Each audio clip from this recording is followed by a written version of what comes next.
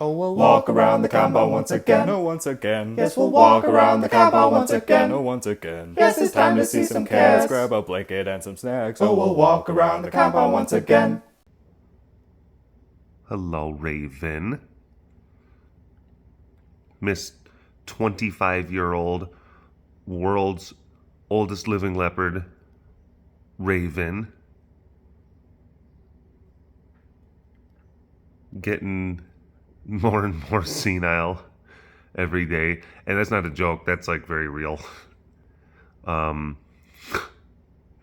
She is.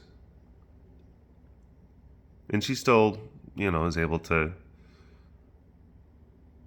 be in like areas with like air conditioning and pillows and blankies and all that stuff. But she was having some difficulty even like eating like ground chicken, like some ground meat. So we've been actually having to like full on NutriBullet puree meat and like add eggs and her vitamins and water and put it into baby bottles.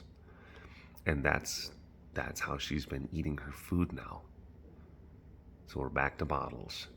She started life with bottles, and then the final chapters are going to be with bottles.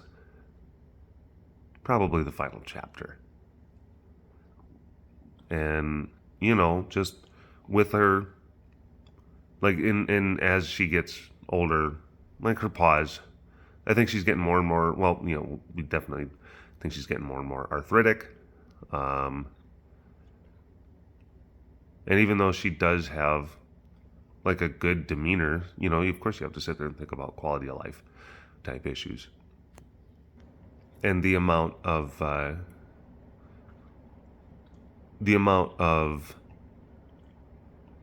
when I say like the amount of effort, I'm not sitting there like, well, how much effort is worth it? No, like so much effort. That's not what I'm talking about. But like, at what point does it become too much stress and strain on her?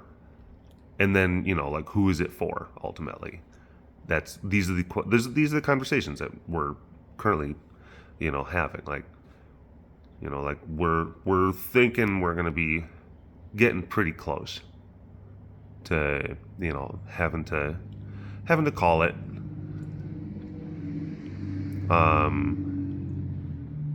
But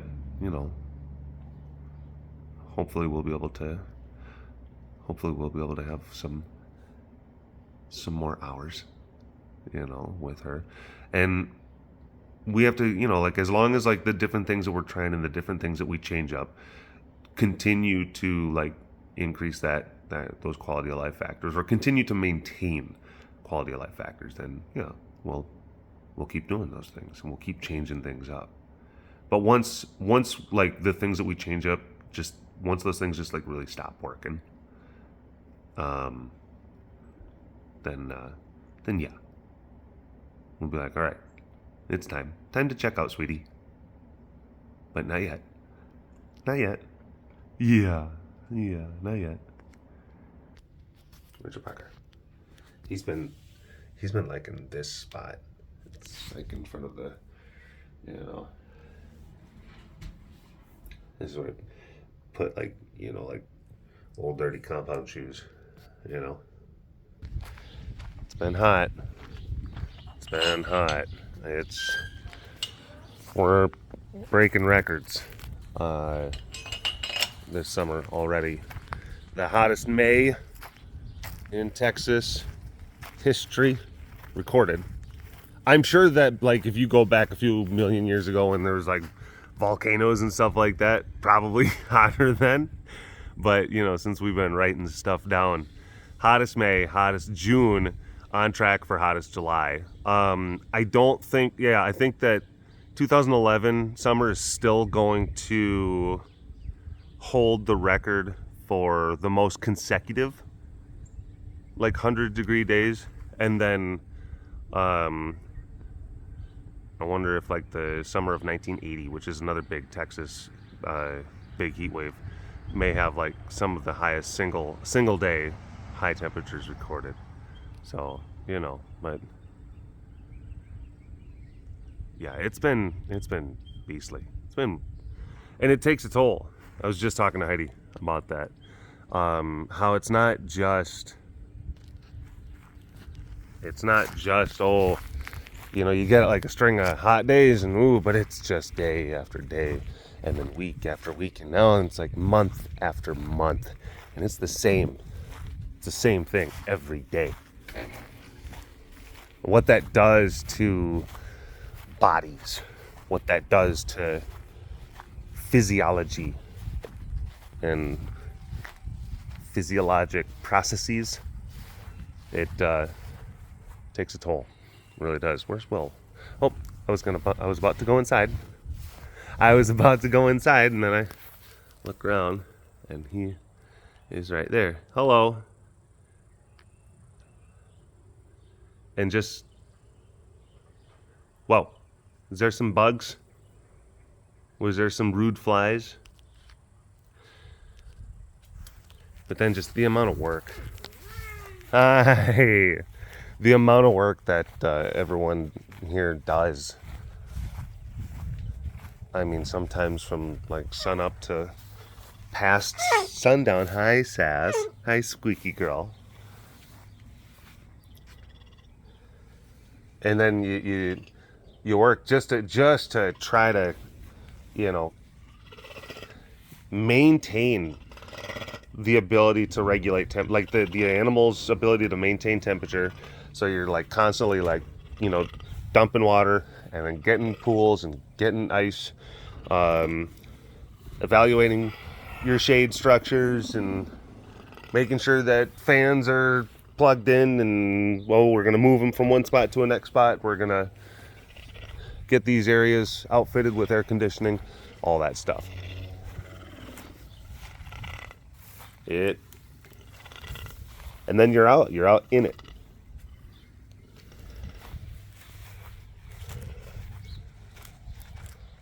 And then you have to be very conscious to take care of yourself. You have to. Because no one gonna do it for you. Oh my god. Okay. So we got, oh boy, hamming it up over here. Hamming it up over here. But if you look down here, what do we got going on here? What's that? It's like an Ichabod tiger kind of thing going on over here.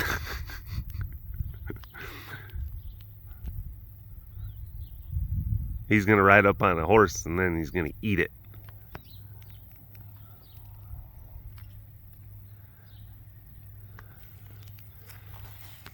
And then, of course, most importantly of all, filming schedules. Oh my gosh, they absolutely become affected. But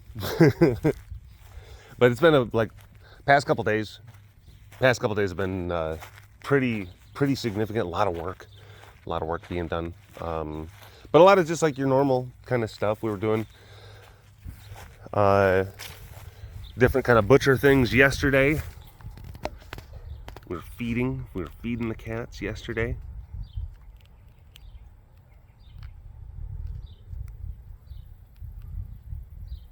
Cows bells.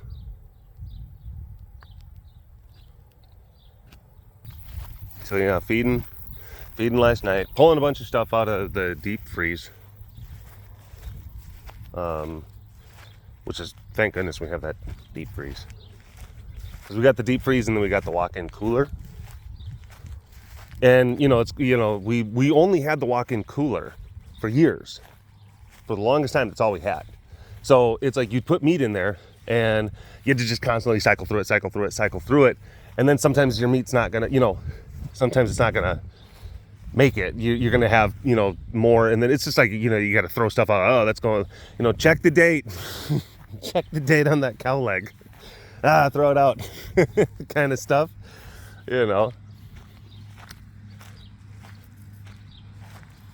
Allie. Coming over here, talk about Allie a little bit. Another one that, we're having to have conversations about.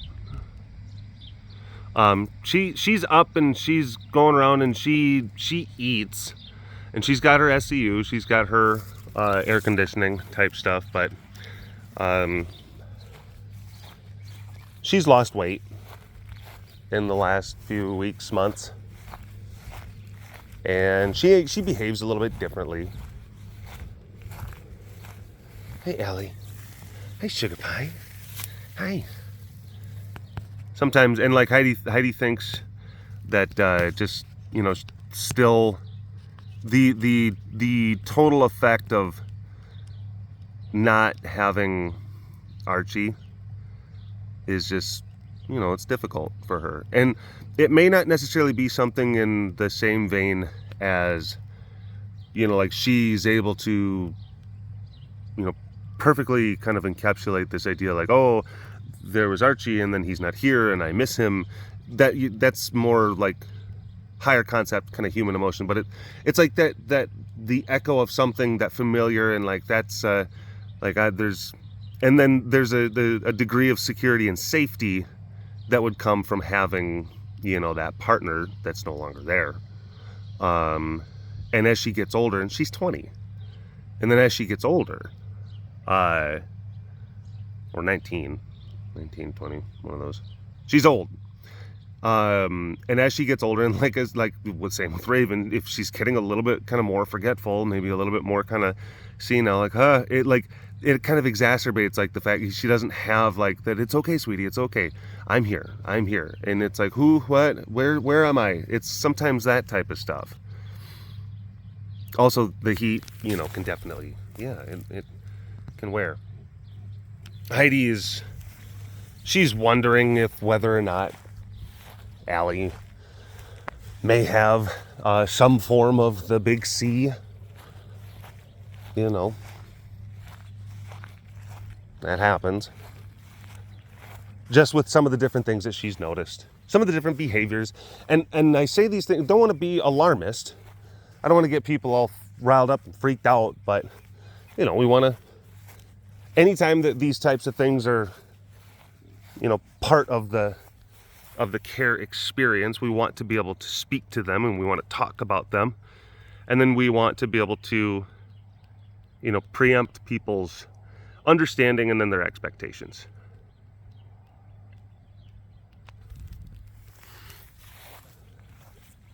There are going to be, there's going to be a series of, what's the word? I wanted to say exploratory procedures. No, but like checkups.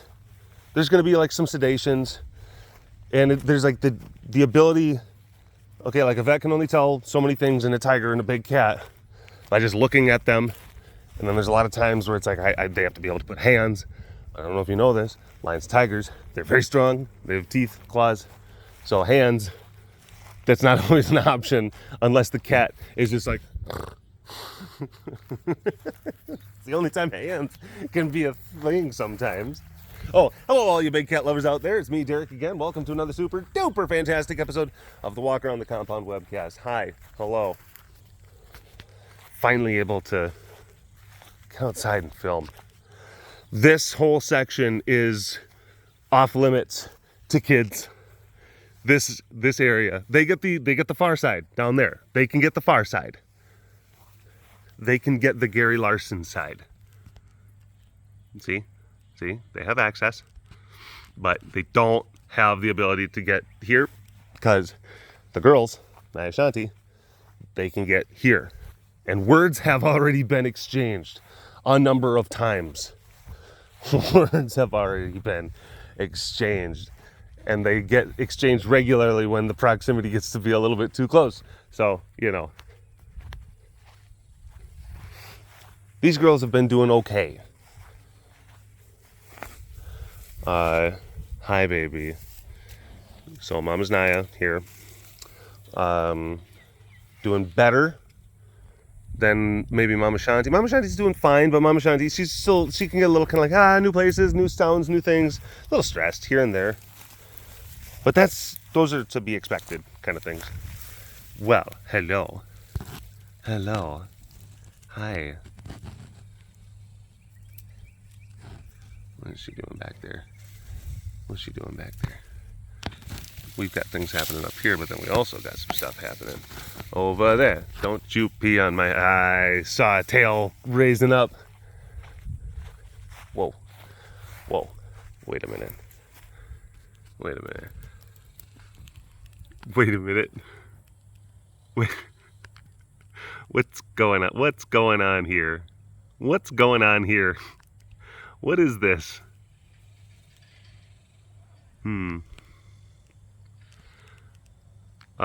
Melissa says hi. And Melissa says hi.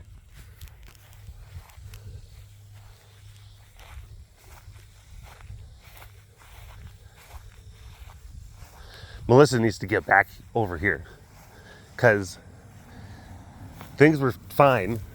She was here.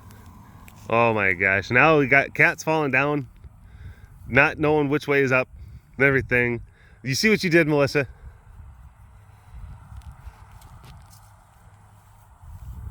Oh my gosh. Yep. That day after day stuff, though, it'll get you. Animal and people alike. We got a lot of old ones. We got a lot of old animals here. We have an aging population of big cats. And that's why we do things, you know, like build the SCUs, and that's why we do all the different stuff with, like, yeah, with pals. And despite even our best efforts, and which I think that like those efforts yield like some fantastic, you know, quality of life improvements.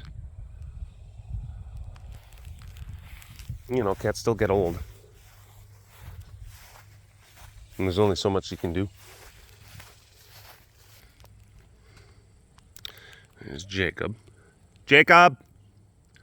Jacob! Jacob! He's like, please go away. Jacob! He's like, I see you. I'm acknowledging. I'm tilting my nose. I am saluting my nose towards you. These guys. These, actually, no. No. Not him. Not Peaser. That guy over there. That guy. Because one of the few enclosures, because we were cleaning, it was a big clean day. We got most everyone. We're out there in the sun, sweating, just grinding it out, getting stuff done. One of the only enclosures that we couldn't get done was this one. And it was very specifically because of this one tiger. Luca. Oh, he was being such a turd. Such a turd. Jake locked up. JP locked up. Luca did not. And he was up on the platforms, and we threw chicken on the platform. There was like a couple times where I threw chicken, and then he would like look and he would like make noises, yeah, and he'd have to get up, and then he'd lay back down and eat the chicken. I'm like, okay, you got to get up again and actually start moving. I'd throw another piece a little bit closer to where I wanted them to go. He would look at me and like, nah, and he just lay back down, and I'm like, you suck. And then he got up off the platforms, and he moved over to like the corner. That's the thing. He actually started walking around. He started walking around the enclosure, but everywhere except where we wanted them to go, which was the lockdown. And just even making noise. We're spritzing him with water hose, not to be like that, but like here, like, oh, like here, nice cooling spritz. Does that give you some energy? And he's like, oh, that's very nice, thank you. He just lay down.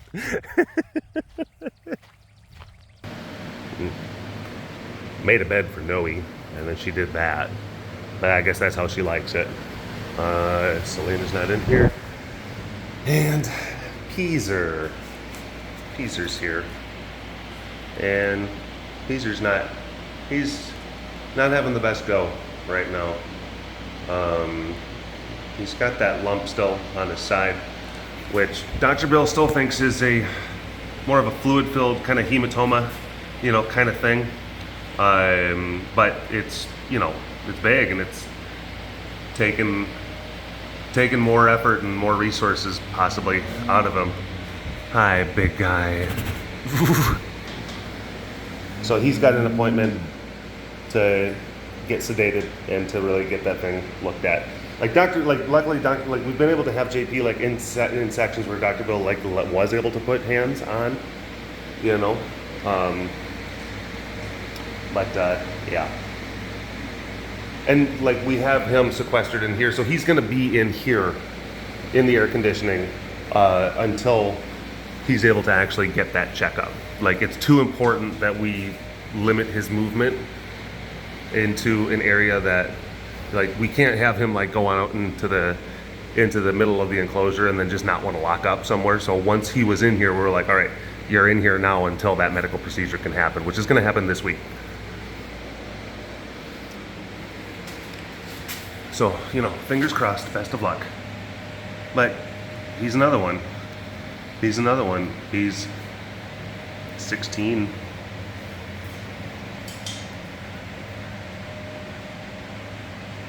He's 16.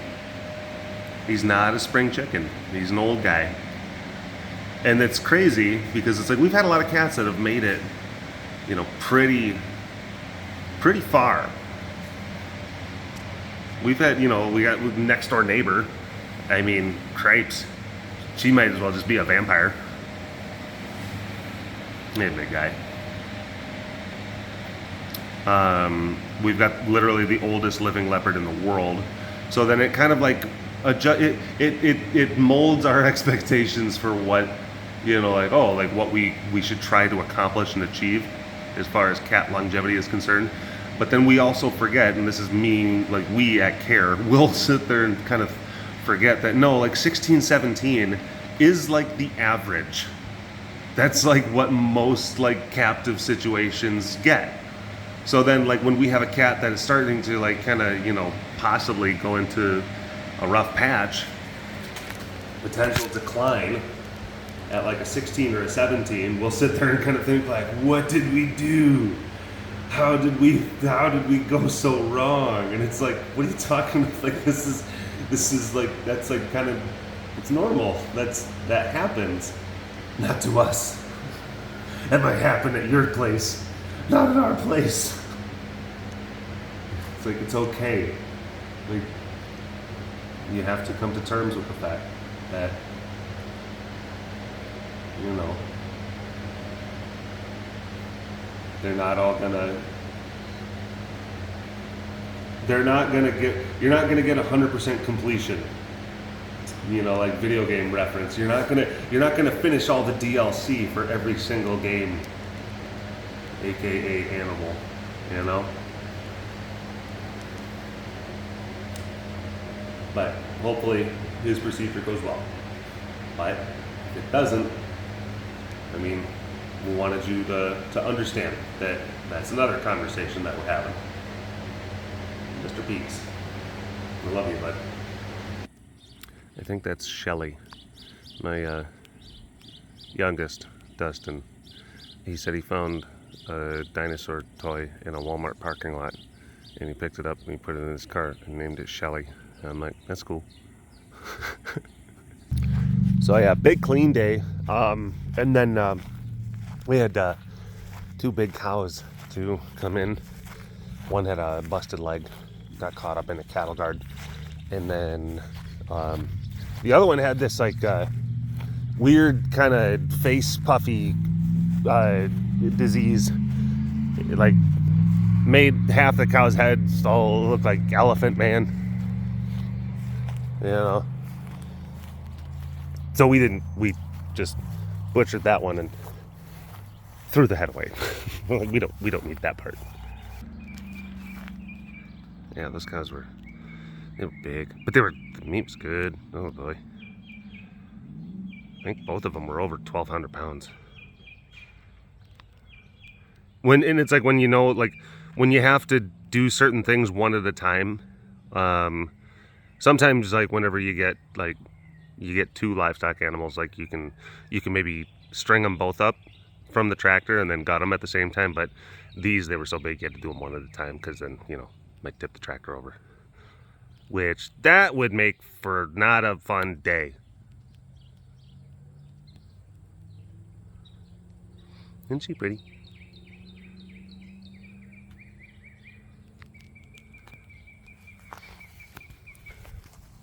Anyway. Thank you for watching this episode of the Walk Around the Compound webcast.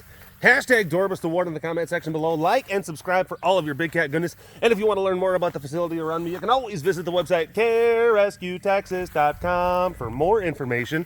You keep them tigers fed. Big shout out to the extra fancy patrons. I see you. You are so fancy, and thank you so much for your continued support. And we'll see you next time. Oh, let's get Malika. Let's get Malika. And Ruby, even though Ruby doesn't like me right now. Don't know why. But she doesn't. There's Malika. She's very cute. All right. See you folks later.